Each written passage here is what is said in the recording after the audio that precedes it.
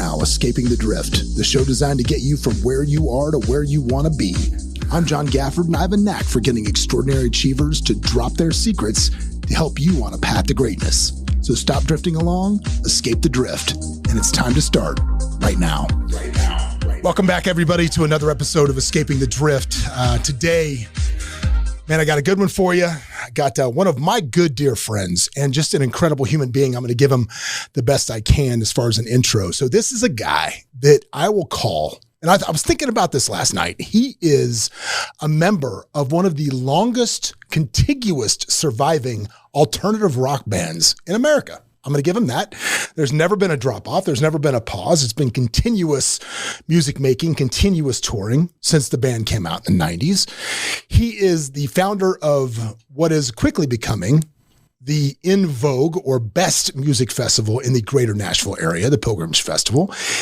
And he is a speaker and now an author. So yeah, I hate him in every single way you can possibly hate a human being. But welcome to the podcast, guys. This is Kevin Griffin. Hey, Kevin, how are you, buddy? Man, it's so good to be here, to see you and be on this. We're going to escape the drift together. I can't wait. I'm in Boise, Idaho, and just giddy to be talking to you. I love that. How's the so you're out on tour with Better Than Ezra right now, your band. Yeah. Ezra's out on a tour. It's a summer tour. It's all on the West Coast and up along the northern part of the country. We end in Bangor, Maine. We're touring with Train. We're doing a few shows on our own, but mostly as amphitheaters with Train.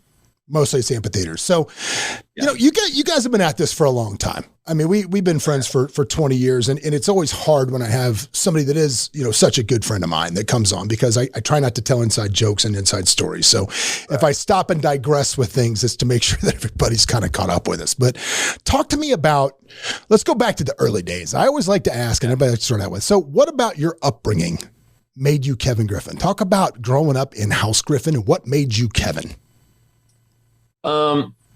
I like that. I like that question. You know, I grew up in a household. It was great parents. You know, it was a big sports family. My father was a All-American football player for University of Georgia. Played a little for the Redskins, 1 year for the Redskins. But he kind of was he was the patriarch of the family, and it was a family that, you know, where hard work was stressed, but also so I was always supported in the things I wanted to do, you know, and as long as, you know, I did it right. My father had a saying. He would always say, Kevin, when I did something half-assed, as he would say it, he would say, Kevin, lazy man works twice as hard, because if you don't do it right the first time, you got to do it again, you know? That was kind of it instilled in me at an early age. It's funny, you know, my family, I guess my family just wanted me to just be happy. They weren't like, always pushing me to be better and achieve more. That wasn't the case, but I just had a thing, growing up, that I was just a self-starter. You know, I grew up I was born in Atlanta. Then I grew up in Northeast. Go ahead. What do you think made you a self-starter? Why? You know what it was? Because I was born in Atlanta, and we were living in Buckhead, and I was going to Holy Innocents, and it was a very it was the beginnings of a privileged life. Then my dad's business went belly up, and we moved to Northeast Louisiana, to the second poorest parish in Louisiana, which is saying a lot, brother. Because what was that like? What was that like on you as a kid, man? When you go from that, because I have a similar thing with that. We went from a beautiful home. You know, my aunt was the headmaster at Galloway School in Sandy Springs, Buckhead, which is the private school. People in the Atlanta area know it. You know, country clubs and stuff. We went to we lived in a trailer for about a year on my aunt's property. And how old were you? You know, how old were you? I was second or third grade. But I remember everything. At that age, do you feel like you experienced shame? I know my parents. I was, it was, because I had friends in Atlanta, and suddenly we were hightailing it. We had to, we got out of Atlanta, we started over. It was an adventure for me, but just you asking this, I've never thought about it, but I've kind of always wanted to rise above my station. That are the hand that I was dealt. But I just had this fire, maybe because so early in my life, I was passionate about music from the earliest age, that it always drove me to want to be successful. And that wasn't just in music, it was in athletics. My brother was gifted. He was getting a scholarship to Notre Dame. My father had done really well. I loved music, but I loved sports, but it wasn't my gift. I wasn't like them. I was more the artistic type, John. Shocker. But I always, academically, I was always doing what I could to test into different classes, to get advanced placement, to do boys state in high school. No one ever pushed me like that, like to apply for scholarships. My parents never said, "Hey, why don't you apply for scholarships?" I just did it on my own. I think it was always wanting more. And do you think, now let me ask you a question. Do you think that you would have still had that fire to get that stuff done had you would have maintained that silver spoon life in Buckhead? Do you think that you would have had the same fire? I've thought about that. I've thought about a lot of those. I've thought about if that did kind of cast the die in me, this desire to get something back that maybe at an early age I thought I lost. Yeah. I've been a lot of those moments. After my freshman year in college at LSU, and I got a scholarship, which really didn't mean anything. It was a tuition scholarship, but back in the 80s, I think tuition per semester was like $1,200 for LSU. But still, it was something. It's like $5,000 now, I think, or something stupid. But after year one, at LSU, I dug it, man. I was in a fraternity. I was the president of my pledge class, but I wanted to go to film school.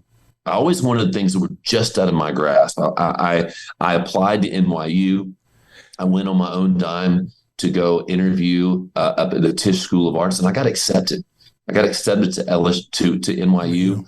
I was going to, but I was right on the cusp of, with my parents' finances. I didn't qualify for financial aid. My parents said, you've got a tuition scholarship at LSU. We can't pay $28,000 a semester or, at NYU. So again, that's another thing. When that didn't pan out for me, I was like, I'm going to come back at some point. I'm going to come back to this, at some point.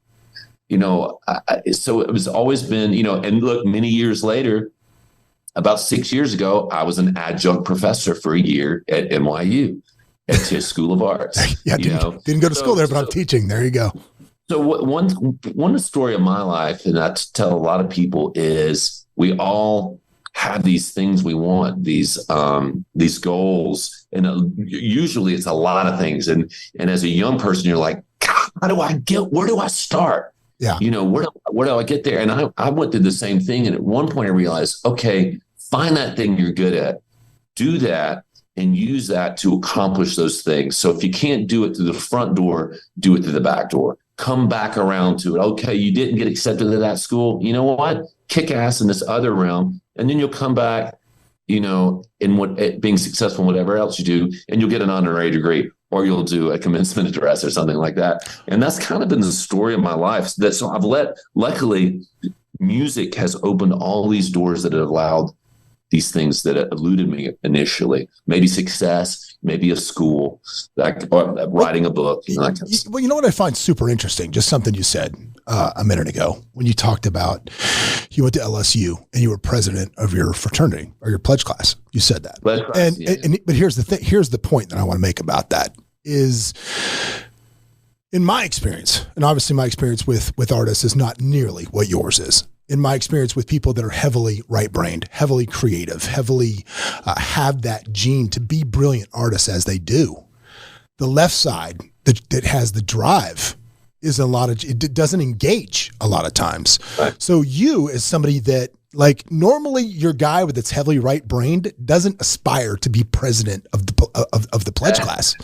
He just wants to kind of hang out and see where it goes. So my question is obviously, just from that statement alone, I'm going to go ahead and color you an anomaly. And that's not a question, but I just think dealing with artists. So with the amount of artists that you deal with, how often do you see people that function at that level with both left and right brain? Because obviously look, pilgrimage is a business, right? A lot of this stuff is big business, but you're an amazing artist as well. So is that just me thinking that's an anomaly, or is that real? What I have found is that there's some truth to that, but it's also a myth. Okay. Some of the most successful artists, and they are to their core, they are artistic people, are also incredibly astute business people. Yeah. Taylor Swift is an entrepreneur. She kicks ass. Paul McCartney.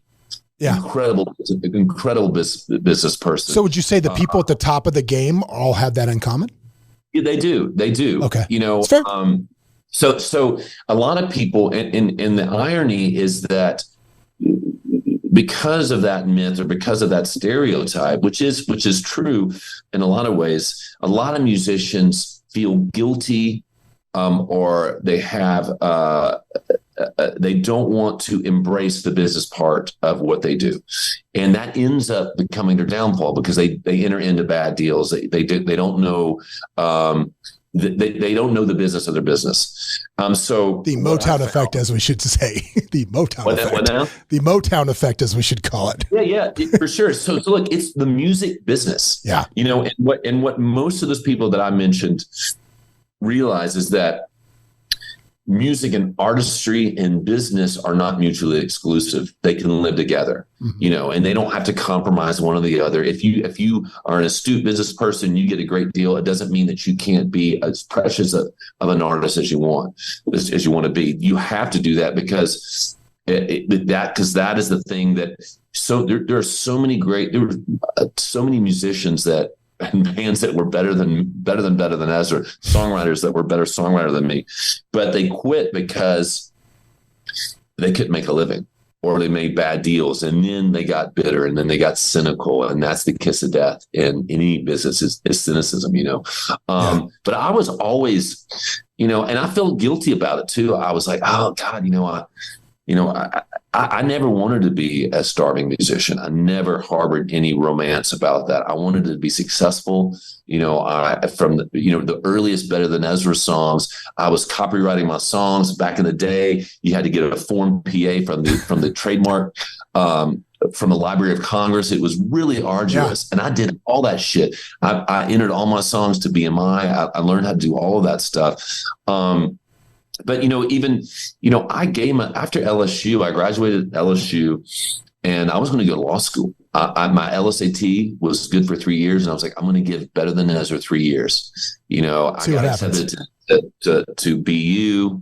I got accepted to BU, not BC. To George Washington, not Georgetown. It's a George school.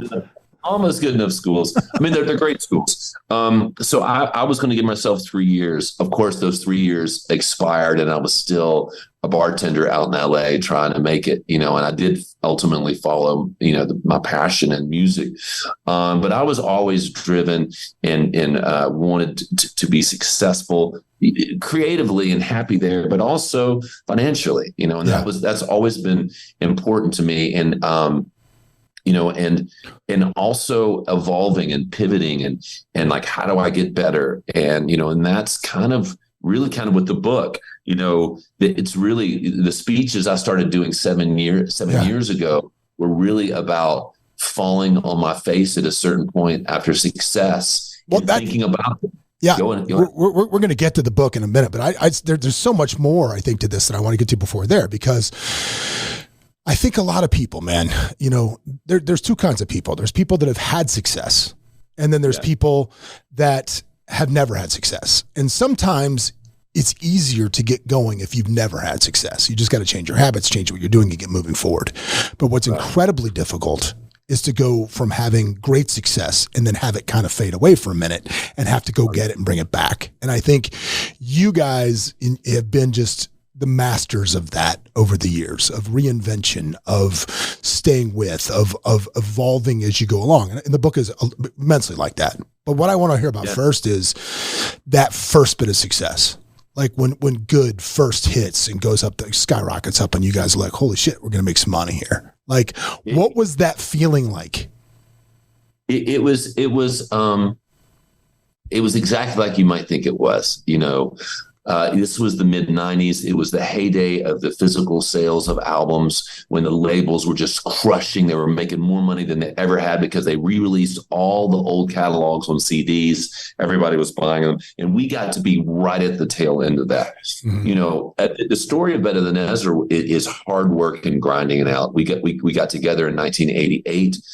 It wasn't until 1995, 7 years later, that we were signed. Good, which will always be our biggest song, was turned down in so many different artist showcases where the label would come and watch us rehearse, in a studio.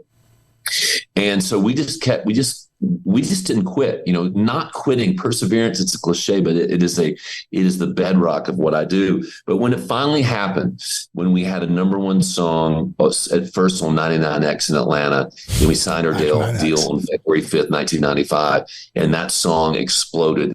And we were the number one band in the country for 9 weeks with that song. And we were doing Letterman, Leno, Conan, the Jon Stewart Show, flying everywhere, headlining all these festivals, shoulder to shoulder with Pearl Jam and Red Hot Chili Peppers and Bush and all these 90s, stalwarts. It was amazing, and I had such modest goals for my career. My initial goal was I just got to pay off my Discover card. That's what I got to do. That was it, just the Discover card. Anybody can relate. They still do it. But back in the, the late 80s, early 90s, Discover prowled the waters of the colleges. Man, every room you were in, on the bulletin board, on the chalkboard, to your right with said, tutors and stuff, there was always a Discover card, no credit needed. I was $18,500 in debt at the end of that. And I was just like, I just got to pay off that bill. So I was able to do that and much, much more. I was, I did something very smart. I had a good manager at the time, and he said, don't do a publishing deal. You've got a song that's doing it on your own. I was able to sign my first deal, an admin deal, after I already had a number one song. So it was already guaranteed that I was going to make a lot of money on these 3 Better Than Ezra albums, that I was the sole writer. So I did a really good admin deal, meaning I never sold my publishing. I always just got a publishing company to collect money for me. Sure. So I was starting off, I was in a really good position. But it was great, man. It was, doing award shows and hanging out with celebrities and all that stuff, all that fun stuff, decadence, and great times. A few of those with you. One or two. What was that initial great success. Well, and it was an amazing ride, but we ended up, being like so many artists, with very few exceptions. You had that initial success, and then you have less. Unless you're Coldplay or Green Day. Well, here's the question. Here's the question. The reason I wanted to know what that felt like is because I wanted, you can still see it, man, in any of us. I think when we talk about those pinnacle moments in whatever we do, you can see it there, but you can't really understand the waking up in the morning and saying, okay, I'm going to go get it again, when that success is not necessarily coming after that. And one of the things that I talk about all the time is, and this is, I just want your perspective on this, because I talk about all the time, you've got to separate yourself, your being, from what you do, because what you do may change several times. And if what you do becomes your identity, when there's a change, either voluntarily or involuntarily, as it may be, that damages your ego so much. It's really, really hard to get off the mat. So even when you're doing well, you've got to separate. But with you, I mean, you're like what's going out is your heart. It is you on the page. It is you on the radio. So how did you, when things slowed down, how did you focus on staying the course, on doing what you're going to do, and ultimately starting to pivot into songwriting, which you did? Well, great question, by the way. So that first album came out, cost us $8,000, sold about 3 million copies. Second album came out a year and a half later, barely went gold, sold 500,000. Third album came out in 98, sold about 180,000. What was many people's favorite album, our creative high peaks. Was that Garden Grow? Was that record? Which is, artistically, it's just a brilliant album. It wasn't a hit commercially. But in 2002, we were making our fourth album, and I got that call that most artists get, was from Business Affairs, or was from our manager, and to tell us that Elektra was not going to pick up the option for our fourth album, and then we were dropped. Yeah, and it was a gut punch for me. In 7 short years, I'd gone from getting signed to being a household name, in that era. Having a lot of success, all my dreams and more. Suddenly it was, I was in my 30s. I was in an unsigned band back in New Orleans, in a band that was big in the prior century, in the 90s. And it was a really tough time. It was a blow to my ego for sure. And at first I said it didn't bother me, but it did. It crushed me. And I considered, my ego was like, I'm not going to do this anymore. I'm going to go to law school. I thought about doing that or pivoting away from music, but I realized I was like, no, I love what I do, but I've got to do it differently. At the label, if we were making label money, a label is just a bank. Yeah. And they want to mitigate their risk just like anybody else. And we weren't a good investment anymore. So I was like, okay, I'm going to continue doing music, but I've got to do things differently. And, I go back to my dad, he always said to me, Kevin, nothing changes if nothing changes. Yeah. So I realized I was like, okay, I'm going to continue in music, but I can't keep doing it the same way. And even then I started looking at my peers. And this was the beginning of things, I talk about, in the book about embracing the success of your peers, which is very hard to do. And it's the key to success in life is getting rid of your ego. Check your ego at the door. As a friend says, my ego is not my amigo. Yep. And so I started looking at even then, Max Martin, that production team was crushing it with NSYNC and Britney Spears, and Pharrell with the Neptunes. They were doing great. And so I started studying my peers, what they were doing, and they were collaborating. And then I started looking at different business, the classic Jack Welch book, and I was studying all these different business people, music people, and I started to see all these parallels in how they were doing their business and similarities in what people in music were doing for success and what people were doing in business for success. And that was my aha moment. And I realized like, whoa, and it was a very fortuitous meeting with someone who changed my life. It was a manager named Alan Kovac. He managed Meatloaf, and Meatloaf in 2003 was at a studio with us. It was us, Justin Timberlake, and Meatloaf in this studio in Hollywood called Conway Studios. And one morning, Alan Kovac came up to me. And he said, Kevin, Alan Kovac, listen, Meat heard one of your songs and he wants you to co-write with him. And Meat being Meatloaf. Yeah. And at first I was like, no, thank you. Because I'd always written songs myself. I never had collaborated, and I was a little scared. And I also liked being the only writer because I was greedy. I liked getting all the money. But I was like, my dad's voice again, Kevin, nothing changes. So I was like, you know what? I'm going to collaborate, and collaboration, working with others. From that moment on, it became the bedrock of what would change my life, and then evolving that for sure. You talk about collaborating, and I think one of the things in business that makes good business or whatever it is having the right partners, is being in business with the right partners. And, you and Tom, Tommy D and Ezra have been together longer than most marriages. We go way back. Yeah. So the question is within the band dynamics, like I think band dynamics can be very similar to business dynamics. What makes a good partner for the long haul? Like, what is it about you and Tom's relationship that has allowed it to, not end up with, one of you in the balcony heckling the other while they're on stage on MTV Live? What has enabled that? I think, it's trusting that partner, remembering that they're talented and remembering to listen. At practicing that lost art in 2023, listening.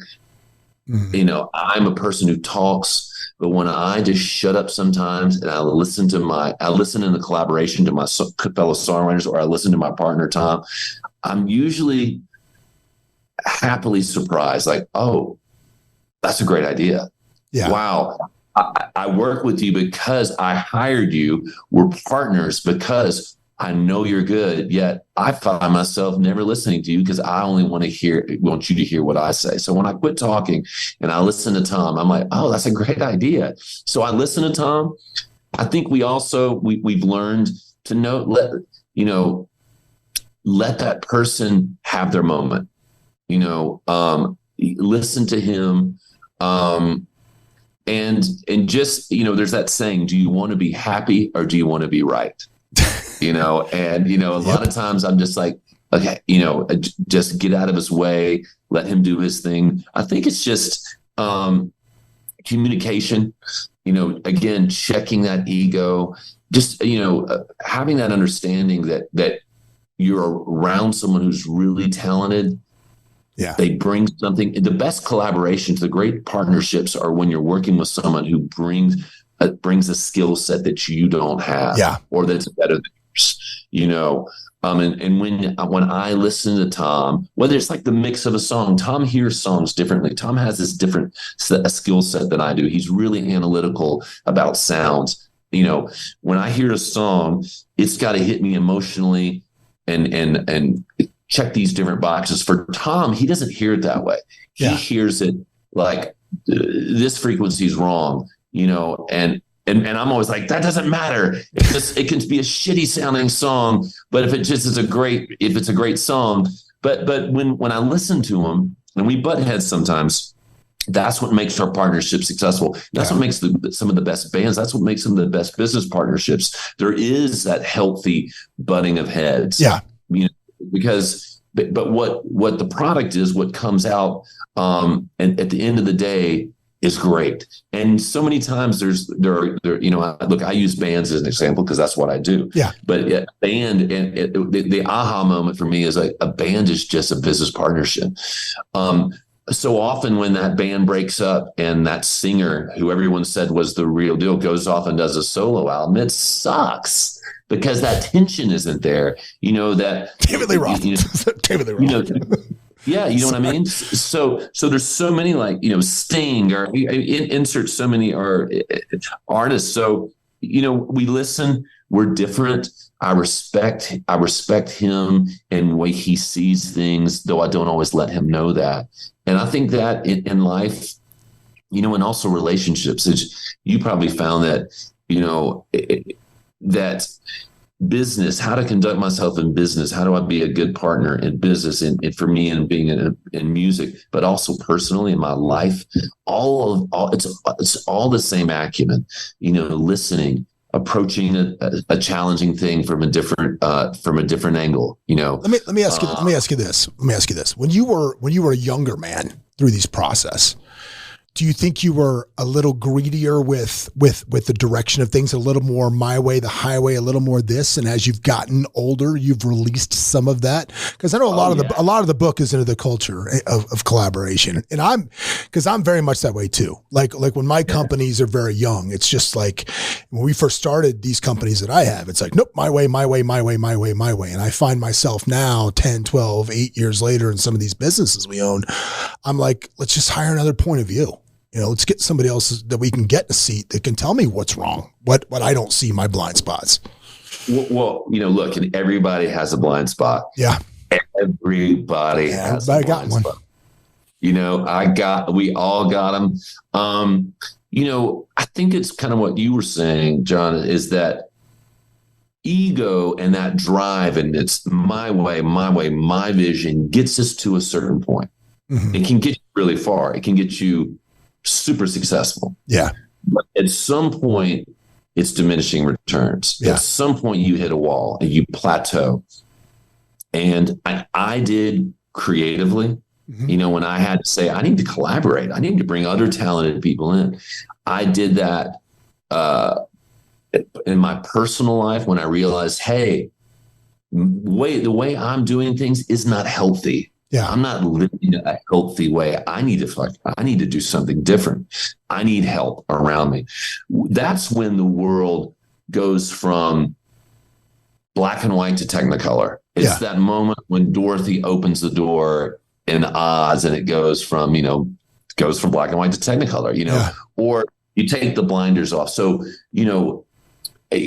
like you said, early in your business, early in my career, it was me, and it gets me to a point, and brother, it can get you super successful in all your dreams. But if you really want to go to the next level, you got to bring in other people and collaborate. Yeah, as they say, if you want to go fast, go alone. If you want to go far, go with others.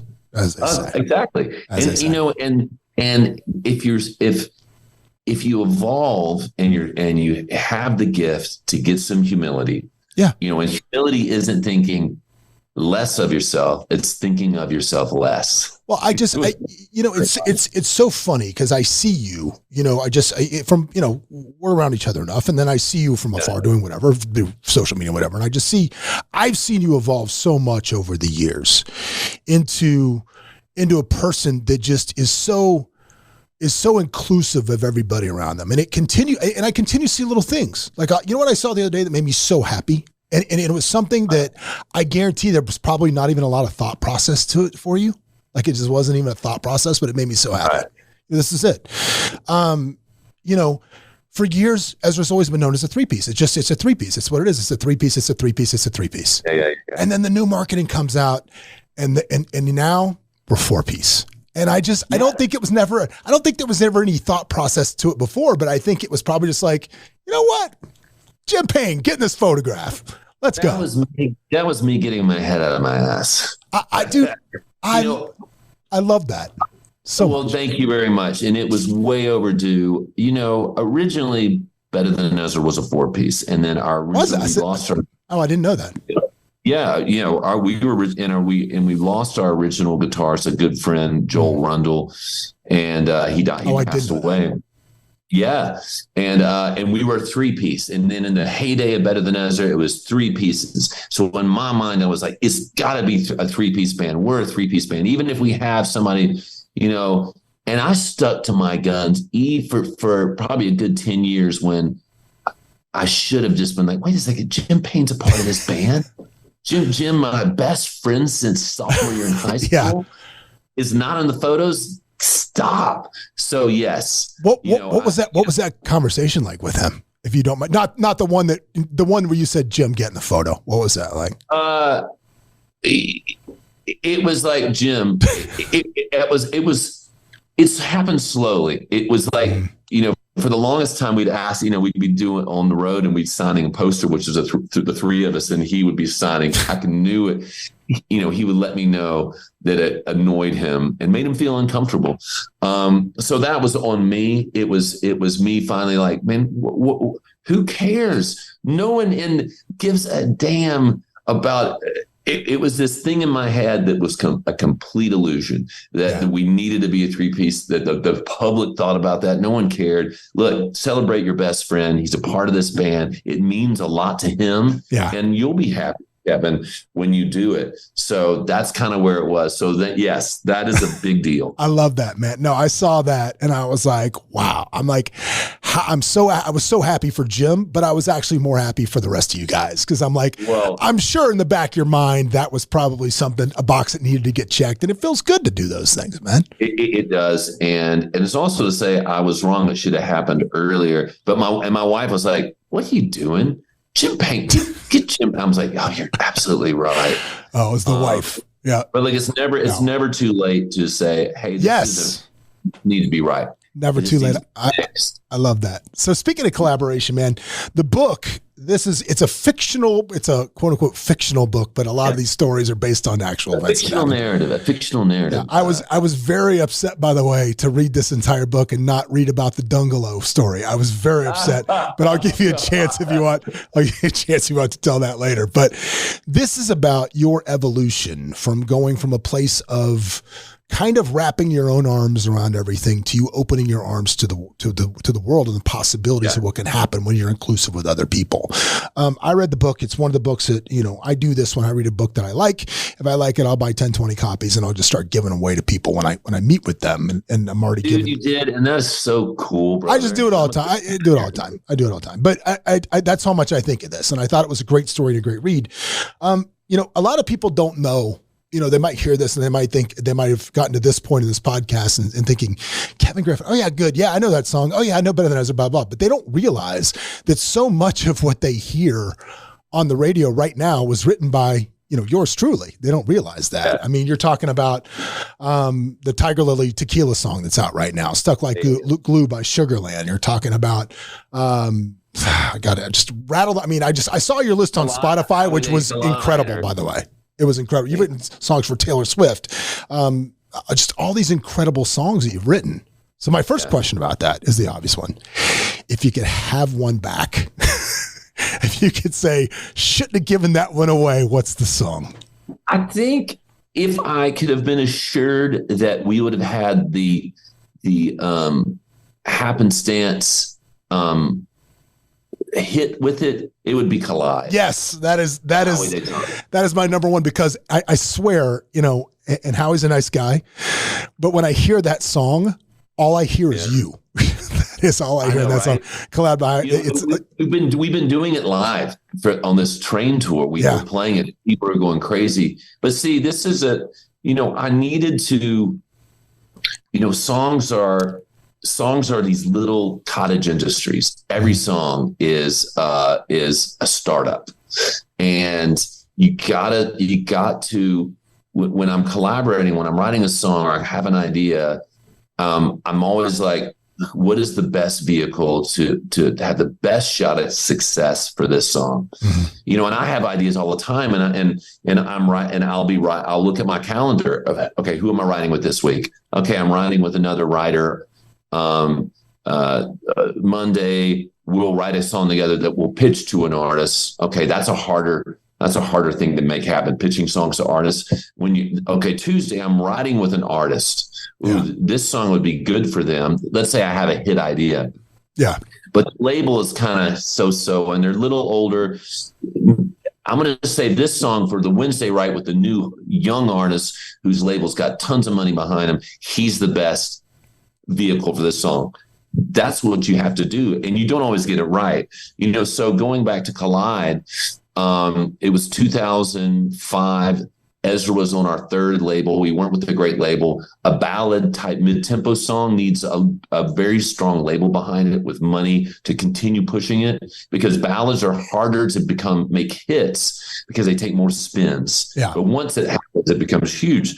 So I was like, Ezra's not the vehicle for this. And Howie Day was 18. He was he had been in a bidding war. Epic had won the deal. They had tons of money at the time. That was the person to take the song to the finish line. It turned out to be right, even though ultimately it was a complete fluke that the song became a hit. Yeah. So those are those things I had to do. But yeah, so Collide was like the one you want back. I wish it was an Ezra song. Yeah. And now, because we'll release it. It will be, Yeah. I mean, well, now it's funny. I walk around my house and my daughter just won't stop singing the tequila song. And it's, and dude, it's nonstop. It's a great track. It's so great. That song started on a cigar box. It's called "Shoot Tequila" by Tiger Lily Gold. Sorry, I just called it the tequila song because Romo won't stop saying it. And it's blowing up. It's like number 40 right now on the country chart. I hope it continues going up. It's just a silly, fun. It's a song that comes off when you sound, oh, this sounds stupid, but it's a very smartly written lyric that I wrote with the girls. It's a 4-way write. But it started on a cigar box guitar. It's a 3-string guitar. It's an actual cigar box that's made. It was a gift from Sugarland after Collide. After Stuck Like Glue. And every song, having a hit is so hard to do unless you're Pharrell, or Ryan Tedder. Most of us, swing and miss more than we hit. So when I have one, I'm super grateful. Well, let me ask you this. Is there a pattern recognition involved when you're dealing with songwriting? Are you looking for, like with trends, like with business, what I do? It's pretty simple to monitor trends, mirror what's working and just trying to replicate what's out there and improve on it. So when you go into the songwriting process, are you looking for those patterns of what's happening now? Or I know there's a little bit of that in the book, but is that something really that you're doing? Well, it really is, the book was, I started doing, for the people listening, I started doing these speeches, to YPOs and then to companies like Salesforce and Nike and Disney about the tools that I've used in my business career to stay successful as a songwriter, stay engaged and inspired and relevant. And then my aha moment was like, wait, all these tools I use are the same for every business, but I can talk about them in a music sense that people find interesting. And that's when I came up with the business prayer. I told a story about a struggling songwriter. To your question, one of the things I talk about is filling the well and knowing the business of your business. So, there are 1,000 great songs written every day in Nashville. Many of them could be hits, and there's probably 1,000 great business ideas every day. But what separates, where the rubber hits the road is, do you have the knowledge of your business, or like you said, the trends to get it across the finish line?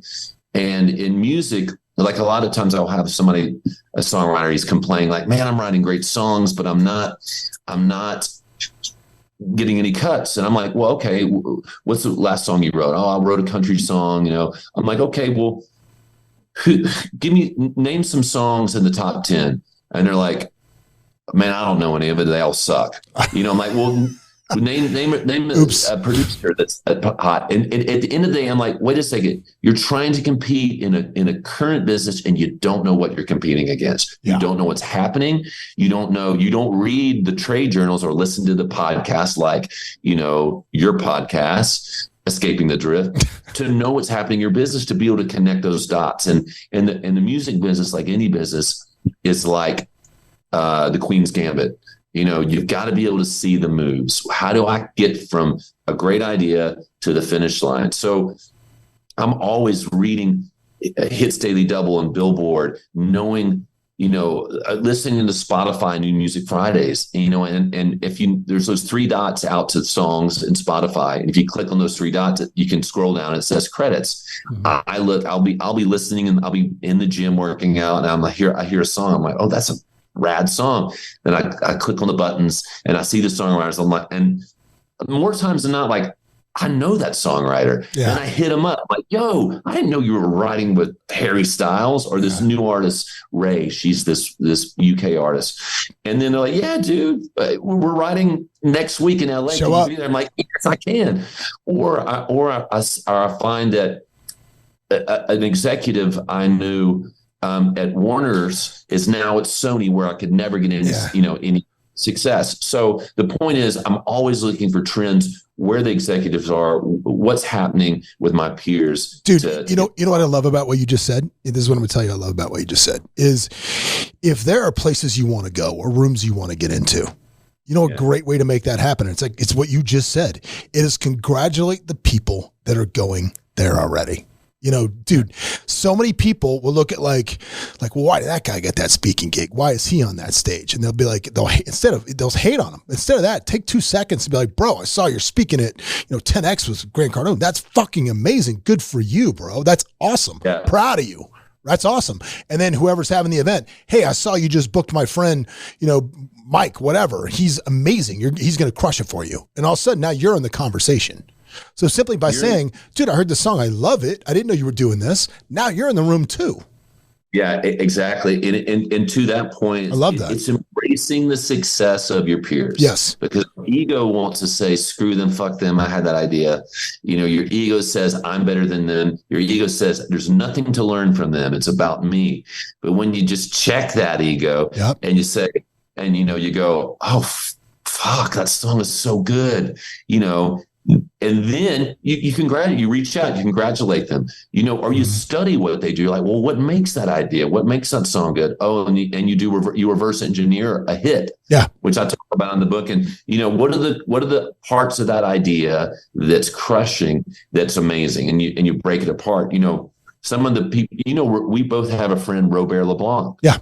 He has a lot of very successful restaurants down in New Orleans. Mm-hmm. One was a James Beard award-winning restaurant.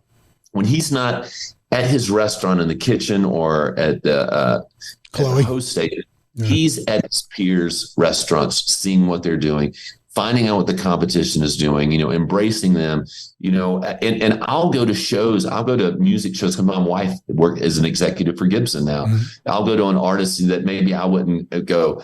And I'm watching and I'm like, that's a great thing to do live. I'm stealing that idea. Yeah. So when I embrace my peers and cheer them on, then like you just said, suddenly I'm in the conversation or connecting people.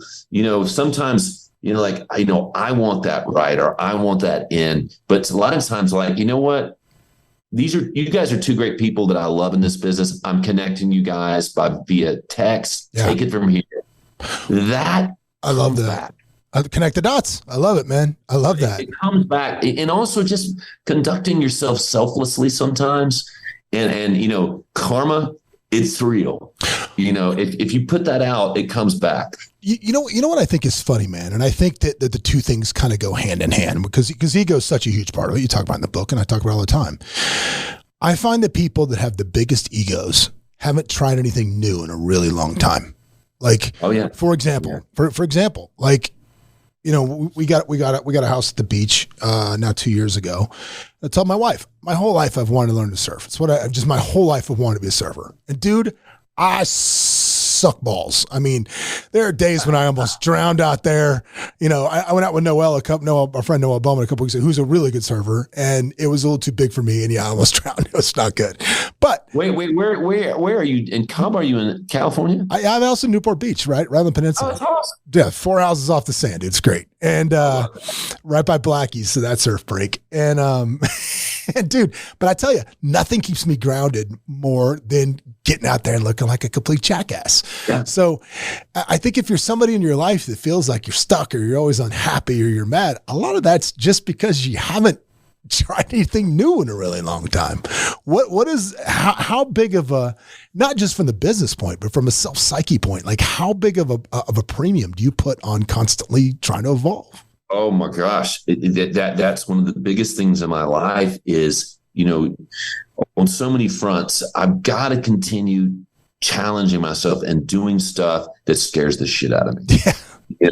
That's the only way that I create new neural pathways in this brain, mm-hmm. By challenging myself, by again, I talk about it in the book, leaving your comfort zone, when life is in flux and you feel off balance, that's often when you're at your most creative. I have spent my life on stage, as and I played in front of audiences, 100,000. I've been on TV to millions to people. And 7 years ago, I started doing, speaking events, and usually they're much smaller. Now they're bigger, they can be 30 people or 3,000 people. But when they started, they were for YPOs and WPOs, and they were usually about 60 to 80 people. And the third speech I did, it was in this room at the House of Blues. It was a private room at the House of Blues in Dallas, and it was to a YPO group in Dallas. And it was during Pilgrimage Festival, and I had not prepared for the speech, and it was all still very new. And it was also terrifying because I'm used to being on stage with my guitar and doing my little quips, and then suddenly, and then I'm into a song. But doing a full speech that can be 45 minutes to an hour long, it's a whole other thing. Yeah. I went into it, you're nodding your head because and I went into that speech and I started speaking. I started and within 45 seconds, I started losing I couldn't catch my breath.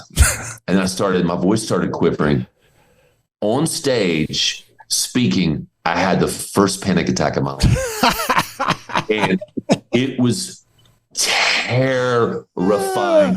It was embarrassing. I had to stop. People who have had and I equated that to weakness. A panic attack means you're soft. You didn't go like full Will Ferrell and like where you blacked out and just did the speech and don't even remember it. Like you got through it. I had to stop. I was like, and I went and when I'm telling you this, I'm right back there on that stage, and I was like, whoa, I'm really nervous, guys. Hold on a second. I got to stop.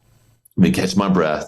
And then someone in the back said, "You can do it," and then I was like, all right. And look, this is a crowd of people, who've sold their business. They're all very successful people. Yeah. And someone said, "You can do it." So I was like, all right, you know what? I'm starting over. Yeah. And I got through that speech, and I ended up getting all these other speaking gigs because of that speech. But I'll tell you what, because it was real, I guess it was authentic. Yeah. Ultimately, it was good. I don't know.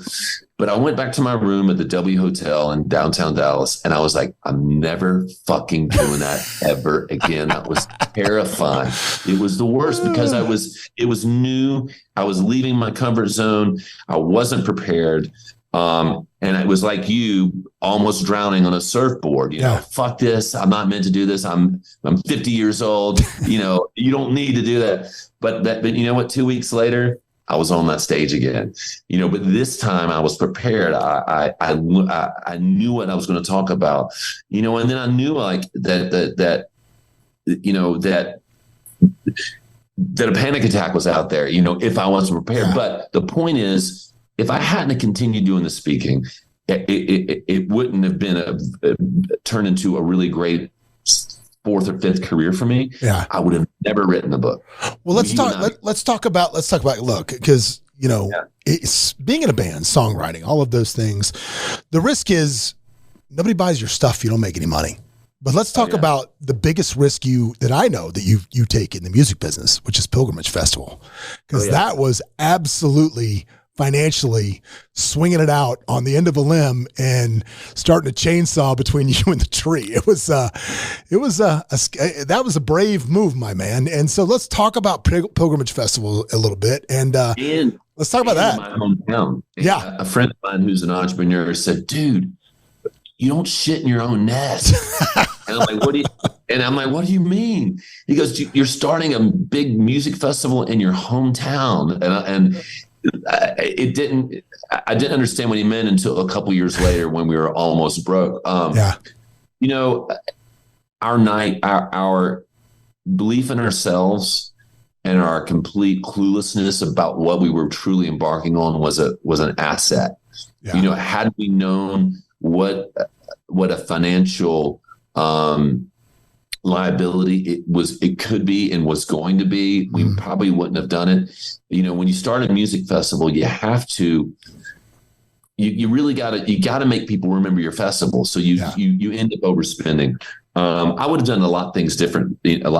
Well, I mean, to give some color to this, to the folks that are listening, we're not talking about like the neighborhood banjo guy gets up there and strums. We're talking about Foo Fighters. We're talking about the biggest bands around.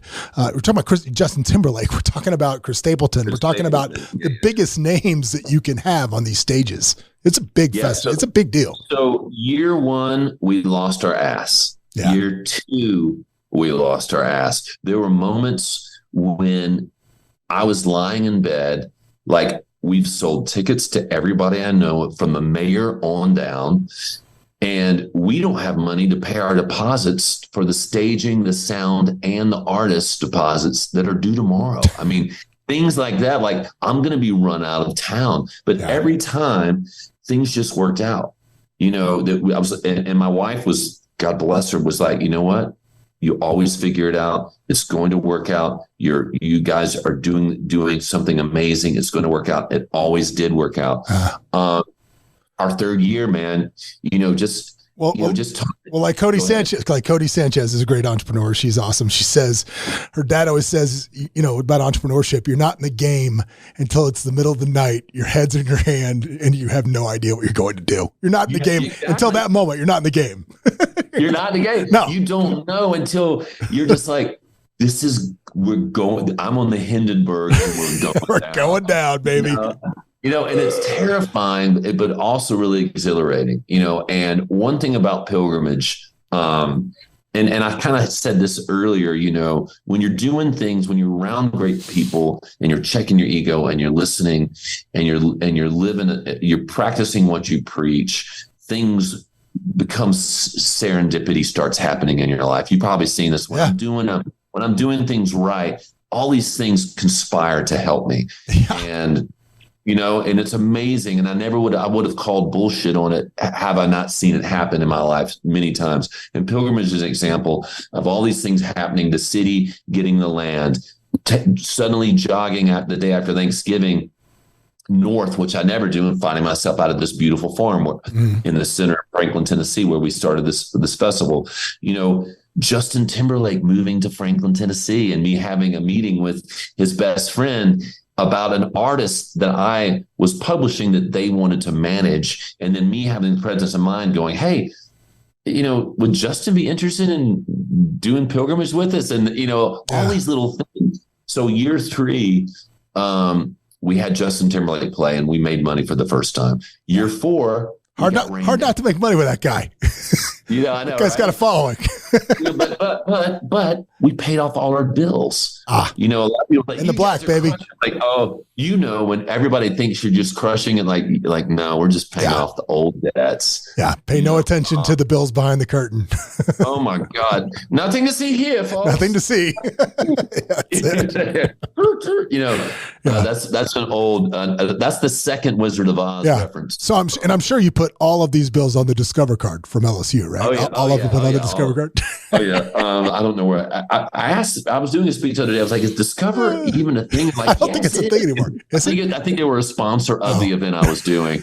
But look, pilgrimage has been this thing. After our triumphant third year, we got rained out, and we spent 6 months battling it out with an insurance adjuster who finally, paid up. But it's a labor of love. This year we've got Zach Bryan, the Lumineers, Black Crowes, Nathaniel Rateliff, Head in the Heart, Better Than Ezra. The band I'm most excited to see, Black Crowes. Yeah. You know what's wild? Listen to this. This is wild. I'm gonna share something. I'm gonna try to show it to you because I'm gonna see if you can actually see it on the screen. I don't know if you're gonna be able to or not. But so we went and saw a couple of weeks ago. Me, Noel, and my son. We were down in Newport, and we we went up to L.A. and we went and saw Love and Rockets at the Ace Theater, right? Because they were touring. Because I love Love and Rockets, and sitting right in front. I just gotta show you this photograph. Oh my God. Because this is an amazing photograph, but I just got to find it. Hang on. But sitting right in front of us at this place. Hang on one second. Let me find this. Give me 1 second. Man, you never know how many pictures you take until you start scrolling back. And then we have those friends who know where every photo is. I know. I'm like, all right, hang on a second. Here we go. So here's the photograph, right? I'm going to try to show it to you. See if you can see this. Can you see that? Right. I see the back of their head. Oh, that's Marilyn Manson. So Marilyn Manson is sitting right in front of me. Now I'm going to zoom in on the photo a little bit, 3 rows in front of him. Can you see who that is? Can't tell who. It looks like Mike Mills from R.E.M. It's Chris Robinson from the Black Crowes. Oh, shit. so in one photo, I've got Marilyn Manson and Chris Robinson both sitting right in front of me at Love and Rockets at the Ace Theater. How random is that?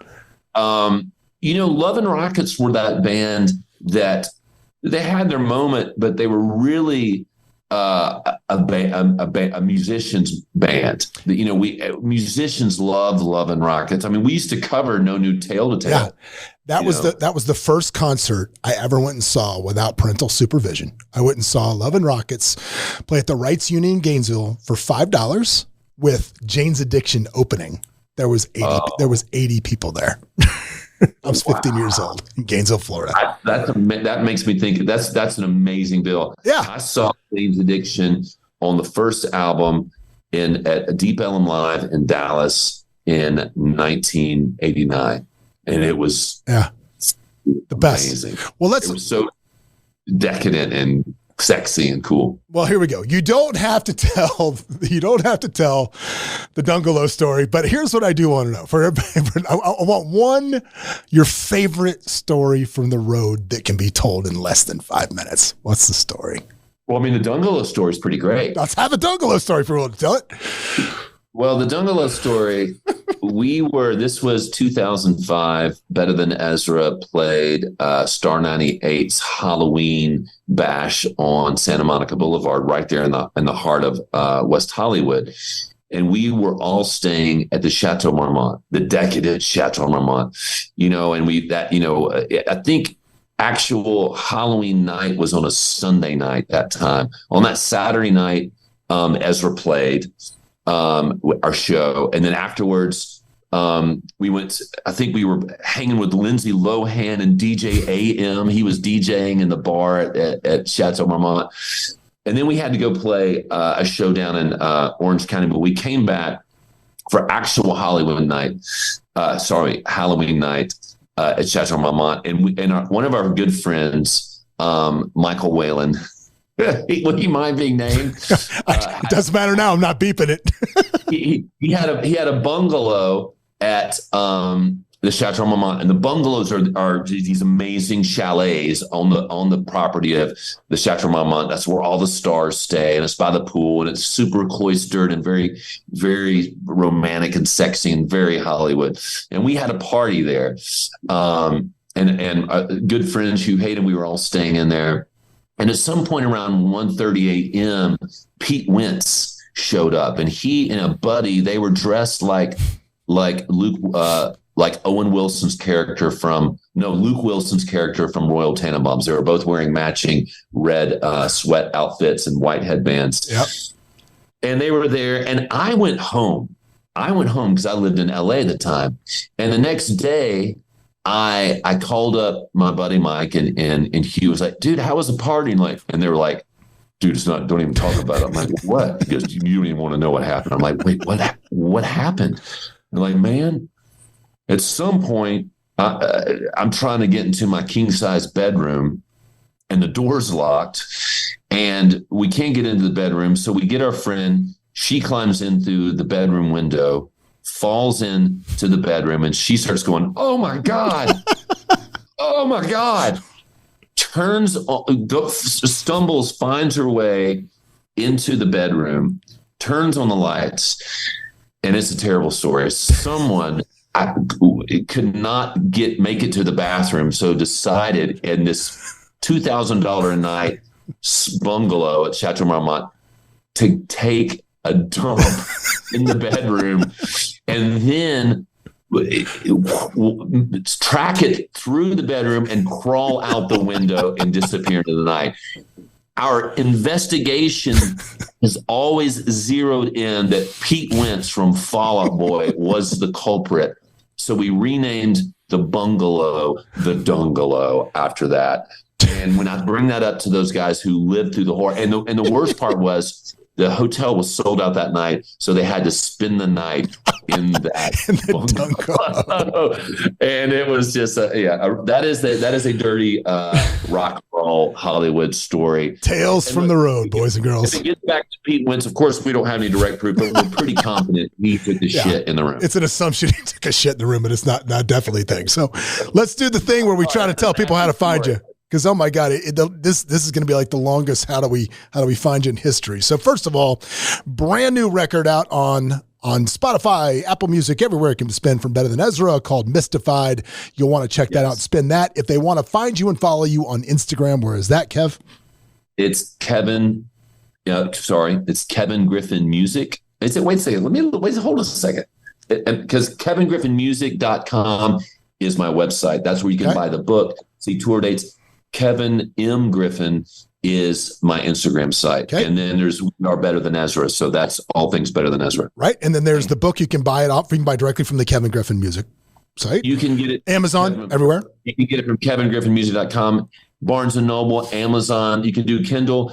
I would say the Audible book where I voice all the different characters, including that's what I did. Daniels and Brits Kanuka. He's from Barbados. I do all the voices. It's been for 2 months. It's been the #1 music business Audible book on Amazon. That's awesome. So I'm really proud. I'm proud of that. I'm proud of you. Print book. So it's doing really well. And I'm hoping to get a Grammy nod for Best Spoken Word. So awesome. We'll see. And one last one, Pilgrimage Festival. If they want to go to the festival, how do they buy tickets there? Brother, I love it. Pilgrimage Festival is September 23rd and 24th.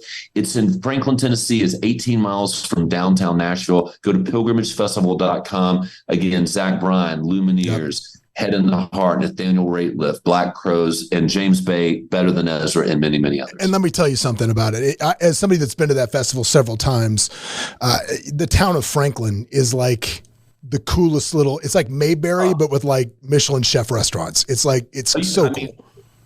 Garden and Guns, Southern Living, Condé Nast continually say it's one of the best small towns in the country. Such a cool place. Such cool. Yeah, Kevin, brother, thank you so much, man. I appreciate you doing this. I'm sure our listeners got so much out of this, and I appreciate having you, and I will see you soon, right? Love you, pal. You will see me soon, and hi to the family. All right, guys.